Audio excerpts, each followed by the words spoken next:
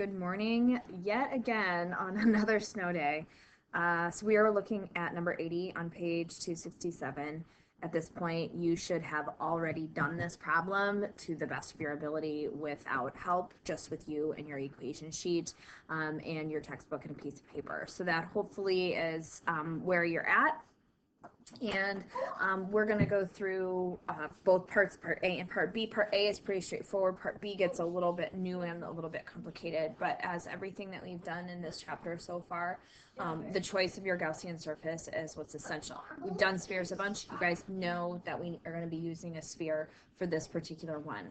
Let's go to the problem real quick because there's a couple of words in the problem that are really important. It says a charge of 6.00 picocoulombs is spread uniformly throughout the volume of a sphere. So right away, what does that tell us about the characteristics of the sphere itself? What is it? Is it a conductor? Is it an insulator? What do we know about insulators and charged conductors? We know that charged conductors put that charge all on the outside of that sphere. And so since the charge is spread uniformly throughout the volume, we know that this sphere has to be some sort of insulator to be able to hold that charge within the object itself. Okay, so part A asks us to find the electric field at some point outside at a radius of 6 centimeters, whereas the radius of the sphere itself has a radius of 4 centimeters. So we're going to use that spherical shape as our Gaussian surface, right? Spherical shape as our Gaussian surface, and it'll be somewhere out here, right? There's our first Gaussian surface, and then we invoke Gauss's law. Right, so that's always our first thing. So we use Gauss's law. And once we do that, ooh, that is really thick all. Let's try something else. Let's try this. Oh, that's better.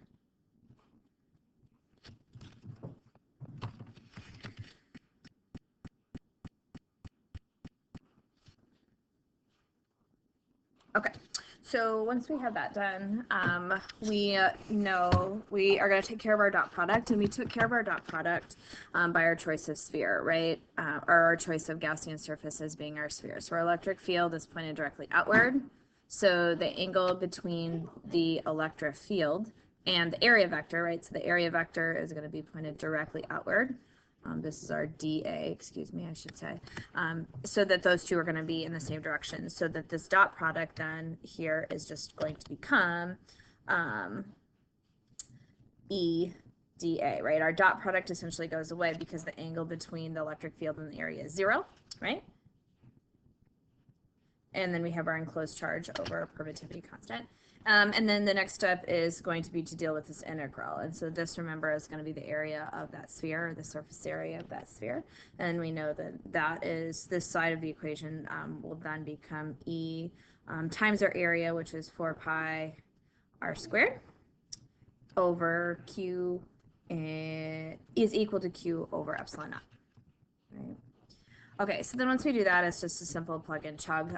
We know the radius, and that radius right here, remember, that's of our Gaussian surface, right? Because that is our, this area here, right, is our area for our Gaussian surface. So this R right here is our area with the radius of the surface, which I believe is 6.0 centimeters. We'll need to take that into meters, of course. And then we plug in our charge. And we can use our whole charge there since it is, this Gaussian surface is enclosing the entire charge. Okay, so once we do that and we rearrange, watching for our units, watching for pico, remember pico is 10 to the negative 12, you substitute in and you get an electric field to be 15.0 newtons per coulomb. Okay, so that's for part A.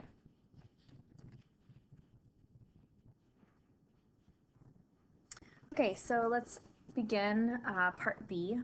And this time we're going to be looking at a radius of 3 centimeters. So that means that we're going to be looking at less than the full sphere. So again, we're going to use that Gaussian surface of a sphere, but this time we're going to have that be inside of the inside the sphere. So that means that we're not going to enclose all of the charge. So if we go back to Gauss's law, right, we always start back there. You guys are all like, oh, I don't know what just happened. Sorry about that, everybody. Maybe we'll do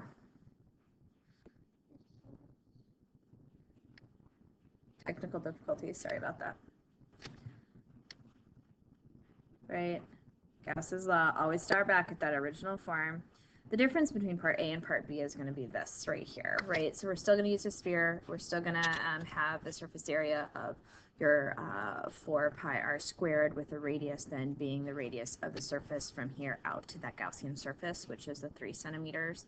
But the difference is that our charge here is not going to be our full charge. So that's where you need to kind of dive into that first. You need to find the charge that's enclosed.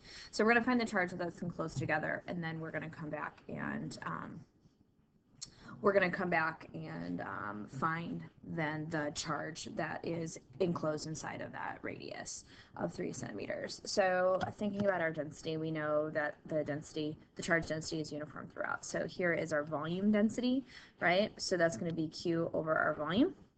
And we know, since it's uniform throughout, we know that the charge density of the whole sphere is going to be equal to the charge density of the charge inside of the Gaussian surface. So then I can say this to be true, or at least this is how I'm going to deal with it. There's lots of different ways.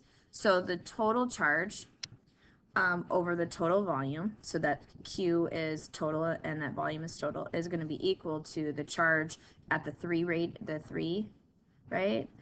centimeters, and the volume at the 3 centimeters, right? And so essentially what we're going to try to find is we're going to try to find this right here, right? We need to find the charge that's inside of the Gaussian surface of 3 centimeters. So rearranging, I don't know what just happened. Okay. Let's try again. So rearranging, we'll have this statement. The total charge times the volume at 3 is going to be divided by our total volume there, right? And you can simply start substituting in, knowing that the volume of a sphere is 4/3 pi r cubed, right? So you can substitute in, your 4/3 cancels out, your pi's cancel out, right? Because they're located here and here, your 4/3 pi. Your 2 radii are different, so obviously that's going to be different. So you'll have a ratio there. So I end up with a ratio that looks like this. So the charge on 3 is going to be equal to my total charge times the radius at the Gaussian surface cubed over the total radius cubed, right? Those are both cubes there. And that's going to give you your total charge. And so when you go and find your total charge, you substitute in your values for your radius. And so remember, that's your radius of the Gaussian surface at 3, and then that's your total radius there. So I get a charge that's enclosed at that 3 centimeter radius to be 2.53 picocoulombs. Right? Again, I'm going to just kind of reiterate that our 2 volumes here, our volume 3 and then our volume of our whole thing, we can put in our 4/3 pi r cubed. Those 4/3 pi appear on both the numerator and the denominator. They cancel out, leaving you with the radius of the 3 cubed and then the radius total cubed. And then this is going to be your charge that's enclosed in the Gaussian surface. Okay? All right, so once we have that, it's essentially the same problem that we did in part A. So we start substituting all of those back in. Again, that whole side of the equation will become E times 4 pi r squared. And let's talk just a second. What is that R, right? Because we got a lot of R's running around. What's the R that we're talking about? This R right here is going to be R of our Gaussian surface. So that's this R right there, okay? And then here we'll have our charge that we have at 3 that we just calculated over epsilon naught. Hold on, I gotta go help Jonah with something. Okay, so then we're gonna just take our and rearrange. We're gonna try to find our electric field at that inner radius there.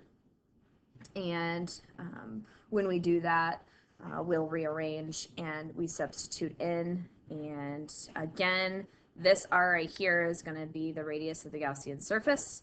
This charge right here is going to be the charge that is enclosed within the Gaussian surface, right? Are you hearing the pattern there? These variables here are what's going to be inside that Gaussian surface. So then once you plug all of those in and those values, again, watching your units, right? You'll get an electric field at that point to be 25.3 newtons per coulomb. So there's our electric field. Notice it's bigger than the electric field on the outside, which is interesting since we don't have all of this charge enclosed, but it is, we're also closer.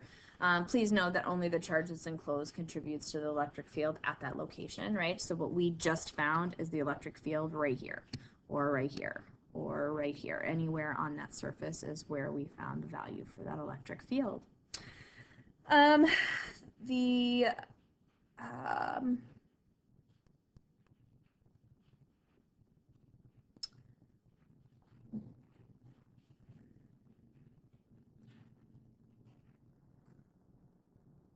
Okay, so to finish this out, I would like to have you derive a general expression. So one of the things that we need to work on as a class is the comfort level in deriving an equation without having numbers, right? We're asked to do that a lot on our AP exams.